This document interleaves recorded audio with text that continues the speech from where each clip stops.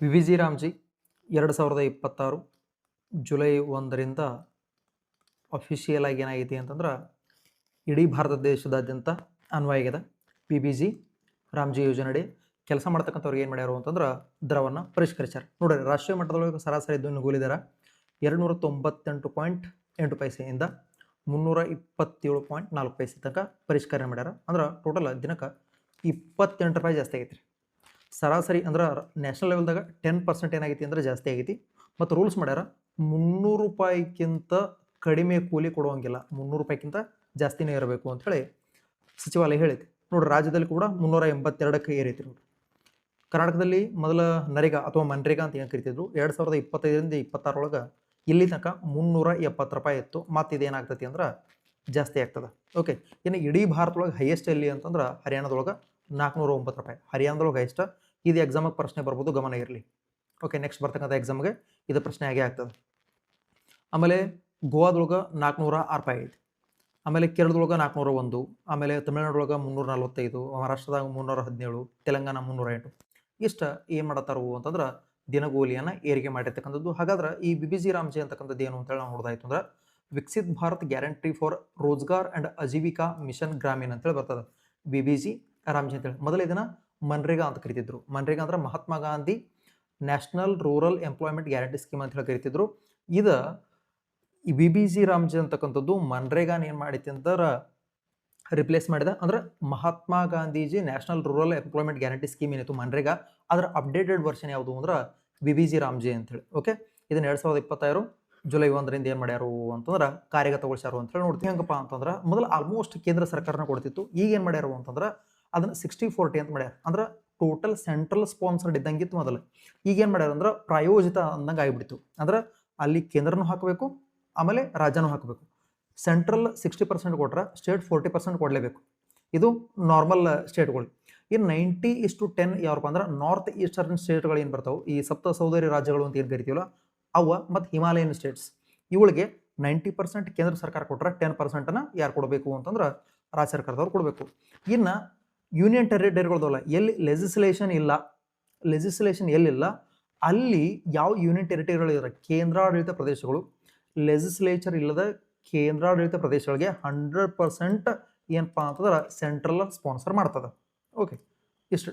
ಇನ್ನು ಡಿಫ್ರೆನ್ಸ್ ನೋಡ್ತೇವೆ ಮನರೇಗಾ ಮತ್ತು ವಿ ಬಿ ಜಿ ರಾಮ್ಜಿನ ನಾವು ಡಿಫ್ರೆನ್ಸಿಯೇಟ್ ನೋಡ್ತಾರ. ಮೊದಲ ಮನ್ರೇಗಾ 100 ದಿನ ಇತ್ತು, ಇಲ್ಲಿ 125 ದಿನ ಮಾಡ್ರು. ಇದು ಒಂದು. ಆಮೇಲೆ ನೆಕ್ಸ್ಟ್ ಏನಪ್ಪ ಅಂದ್ರೆ ಮಲ್ಟಿಪಲ್ ಆ್ಯಂಡ್ ಸ್ಕ್ಯಾಟರ್ಡ್ ಕ್ಯಾಟಗರಿ ಇದ್ವು. ಅಂದ್ರೆ ಬೇರೆ ಬೇರೆ ರೀತಿಯ ಕ್ಯಾಟಗರಿ ಇದ್ವು. ಅಂದ್ರೆ ತೆಗ್ಗ ತೆಗಿ, ಆಮೇಲೆ ಅಲ್ಲಿ ರೋಡ್ ಮಾಡು, ಆಮೇಲೆ ಇಲ್ಲಿ ನೀರದ ವ್ಯವಸ್ಥೆ ಮಾಡು, ಹಿಂಗಿತ್ತು. ಅಂದ್ರೆ ಇದೇ ಕೆಲಸ ಅಂತ ಹೇಳಿ ಇರಲಿಲ್ಲ. ಬಟ್ ಈಗ ಕಂಪಲ್ಸರಿ 4 ಪ್ರಿಯಾರಿಟಿ ಏರಿಯಾಗಳನ್ನ ಕೊಟ್ಟಾರೆ. ಯಾವ್ದಾವುದು? ವಾಟರ್ ಸೆಕ್ಯೂರಿಟಿ, ನೀರು ಭದ್ರತೆ ಕೊಡ್ತಕ್ಕಂಥದ್ದು ಫಸ್ಟ್ ಒನ್.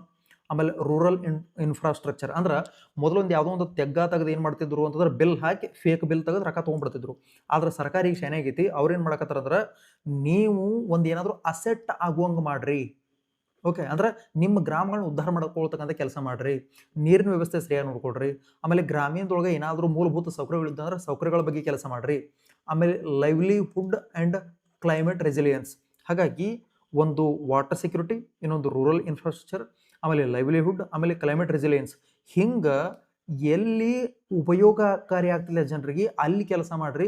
ಯಾವುದೋ ಒಂದು ತೆಗ್ಗ ತೆಗೆದ್ನಿ, ಅದನ್ನು ಮುಚ್ಚಿನಿ, ಮತ್ತು ಫೇಕ್ ಬಿಲ್ ತೆಗೆದ್ನಿ, ಹಿಂಗೆಲ್ಲ ಮಾಡಕ್ಕೆ ಹೋಗ್ಬೇಡ್ರಿ ಅಂತ ಹೇಳಿದ್ವಿ. ಓಕೆ, ಇನ್ನು ಮೊದಲು ಏನು ಮಾಡ್ತಿತ್ತು ಸೆಂಟ್ರದವರು ಅನ್ಸ್ಕಿಲ್ ಜನ ಏನಿದ್ದಿರಲ್ಲ, ಅಂದ್ರೆ ಬೇರೆ ಯಾವುದೋ ಅವ್ರಿಗೆ ಕೆಲಸ ಬರಂಗಿಲ್ಲ ಅಂಥವ್ರಿಗೆ ಡೈಲಿ ವೇಜಸ್ ಮ್ಯಾಗ ಅಂತ ಹೇಳಿ ತೊಗೊಂಡು ಏನು ಮಾಡ್ತಿರೋ ಅಂತಂದ್ರೆ ಇವ್ರಿಗೆ ಅಲೋವೆನ್ಸನ್ನು ಕೊಡ್ತಿದ್ರು. ಬಟ್ ಈಗ ಹಂಗಿಲ್ಲ.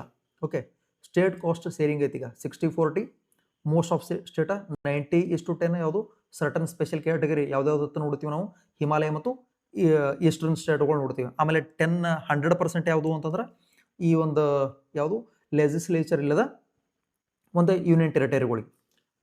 ಇನ್ನು no explicit statutory pass window.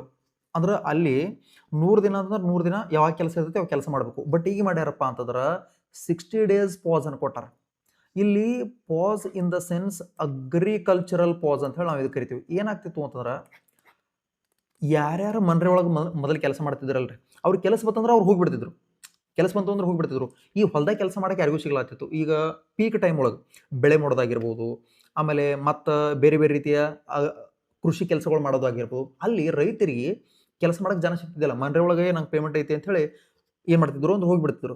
ರೈತರಿಗೆ ಈ ಬಿತ್ತು ಟೈಮ್ ಒಳಗೆ, ಕಟಾವು ಟೈಮ್ ಒಳಗೆ ಯಾರು ಸಿಗ್ತಿದ್ದಿಲ್ಲ ಅಂತಂದ್ರೆ ಜನ ಸಿಗ್ತಿದ್ದಿಲ್ಲ. ಆ ಒಂದು ಕಾರಣಕ್ಕಾಗಿ ಸರ್ಕಾರ ಇದನ್ನ ಗಮನದಾಗ ಇಟ್ಕೊಂಡು ಏನು ಮಾಡೈತಿ ಅಂತಂದ್ರೆ, ಹಂಗೇನು ಪೀಕ್ ಅಗ್ರಿಕಲ್ಚರಲ್ ಟೈಮ್ ಇರ್ತೈತಿ, ಅವಾಗ ಸ್ವಲ್ಪ ಪಾಸ್ ಕೊಡಂದ್ರೆ ಏನು ಸ್ವಲ್ಪ ಅವಾಗ ಕೆಲಸ ನಿಲ್ಲಿಸೋದು. ಈ ವಿ.ಬಿ.ಜಿ. ರಾಮ್ಜಿ ಕೆಲಸಗಳು ನಿಲ್ಲಿಸೋದು. ಹಂಗೆ ಕೆಲಸ ನಿಲ್ಲಿಸಿದಾಗ ಅದು ಯಾರಿಗೆ ಮುಂದೆ ಅನುಕೂಲ ಆಗ್ತೈತಿ ಅಂದ್ರೆ ರೈತರಿಗೆ ಅನುಕೂಲ ಆಗ್ತದೆ. ರೈತರ ದೃಷ್ಟಿಯಿಂದ ಸಿಕ್ಕಾಪಟ್ಟೆ ಒಳ್ಳೆದಿದೆ ಪಾಸ್ ಕೊಟ್ಟದ್ದು. ಅಗ್ರಿಕಲ್ಚರಲ್ ಪಾಸ್ ಏನು ಕೊಡ್ತಾರಲ್ಲ, ರೈತರಿಗೆ ಸಿಕ್ಕಾಪಟ್ಟೆ ಯೂಸ್ಫುಲ್ ಆಗ್ತದೆ. ಅವ್ರಿಗೆ ಕೆಲಸ ಮಾಡೋಕೆ ಆಳುಗಳು ಸಿಗ್ತಕ್ಕಂಥದ್ದು. ಏನೋ ಡಿಮ್ಯಾಂಡ್ ಬೇಸ್ಡ್ ಫಂಡಿಂಗ್ ಇತ್ತು. ಇಷ್ಟು ಫಂಡಿಂಗ್ ನೀವು ಕೊಡಬೇಕು ಅಂತೇಳಿ ಒಂದು ಡಿಮ್ಯಾಂಡ್ ಇಟ್ಟು ಏನು ಮಾಡ್ತಿದ್ರು ಅಂತ ದುಡ್ಡು ಅಂತ ತಗೋತಿದ್ರು. ಬಟ್ ಈಗ ಹಂಗಿಲ್ಲ. ಒಂದು ನಾರ್ಮೇಟಿವ್ ಫಂಡಿಂಗ್ ಆಗ್ತದ. ಅದಕ್ಕಾಗಿ ಅಂತ ನಾವು ಬಜೆಟಿಂಗ್ ಮಾಡ್ತಾರೆ. ಇಟ್ಟು ಬಜೆಟ್ದ ಅಮೌಂಟ್ ಕೊಟ್ಟರು ಅಂದ್ರೆ, ಈಗ ಒಂದು ₹100 ಬಜೆಟ್ ಅಂತ ಕೊಟ್ಟರು, ₹100 ಕೊಟ್ಟರು ಅಂತಂದ್ರೆ ಅಷ್ಟು ಮ್ಯಾಗ ನೀವು ಮಾಡಬೇಕು. ಹೆಚ್ಚಿಗೆ ಏನು ಕೇಳಂಗಿಲ್ಲ. ಓಕೆ. ಅಂದ್ರೆ ಯಾಕಂದ್ರೆ ದುಡ್ಡಿನ ಪೋಲನ್ನು ತಡಿಬೇಕಂತ ಹೇಳಿ ಇದನ್ನ ಮಾಡಕತ್ತಾರ. ಎಷ್ಟು ಜನ ಫೇಕ್ ಬಿಲ್ ತೆಗಿದ್ದಿರಲ್ಲ ಅದನ್ನ ತಡಿಬೇಕಂತ ಹೇಳಿ. ಏನು ಗ್ರಾಮ ಪಂಚಾಯತ್ ಪ್ಲಾನಿಂಗ್ ಇಸ್ ಸೆಂಟ್ರಲ್. ಇಲ್ಲಿ ಗ್ರಾಮ ಪಂಚಾಯತಿ ಗ್ರಾಮ ಸಭೆದಾಗ ಏನು ಡಿಸಿಷನ್ ತಗೋತೈತಿ ಅದು ಫೈನಲ್ ಆಗ್ತಿತ್ತು. ಬಟ್ ಇಲ್ಲಿ ಹಂಗಿಲ್ಲ. ಇಲ್ಲಿ ಏನು ಮಾಡ್ಯಾರ ಅಂದ್ರೆ ಒಂದು ಇಂಟಿಗ್ರೇಟೆಡ್ ಇನ್ಸ್ಟಿಟ್ಯೂಷನ್ ಮಾಡ್ಯಾರ. ಇಲ್ಲಿ ಮುಖ್ಯವಾಗಿ ಇದನ್ನ ಯಾರು ನೋಡ್ಕೋತಾರ ಅಂದ್ರೆ ಜಿಲ್ಲಾ panchayat CEO, chief executive officer ಇದನ್ನ ನೋಡ್ಕೋತಾರ. ಮುಖ್ಯವಾಗಿ ಏನು ಅಂತಂದ್ರೆ ಯಾವುದೇ ರೀತಿಯ ಫೇಕ್ ಬಿಲ್ಗಳು ತೆಗಿತಕ್ಕಂಥದ್ದು, ಸರ್ಕಾರದ ದುಡ್ಡನ್ನು ಹಾಳು ಮಾಡತಕ್ಕಂಥದ್ದು ಇಲ್ಲಿ ಬರಂಗಿಲ್ಲ. ಒಂದು ರೀತಿಯಿಂದ ನೋಡ್ರೆ ಈ ಒಂದು ವಿ.ಬಿ.ಜಿ. ರಾಮ್ಜಿ ಅಂತಕ್ಕಂಥದ್ದು ಜನರ ದೃಷ್ಟಿಯಿಂದ, ರೈತರ ದೃಷ್ಟಿಯಿಂದ, ಓವರಾಲ್ ಗ್ರಾಮದ ಉದ್ಧಾರದ ದೃಷ್ಟಿಯಿಂದ ಒಂದು ಒಳ್ಳೆ ಒಂದು ಯೋಜನೆ ಅಂತ ಹೇಳಿ ನನಗನ್ನಿಸ್ತದೆ. Thank you so much.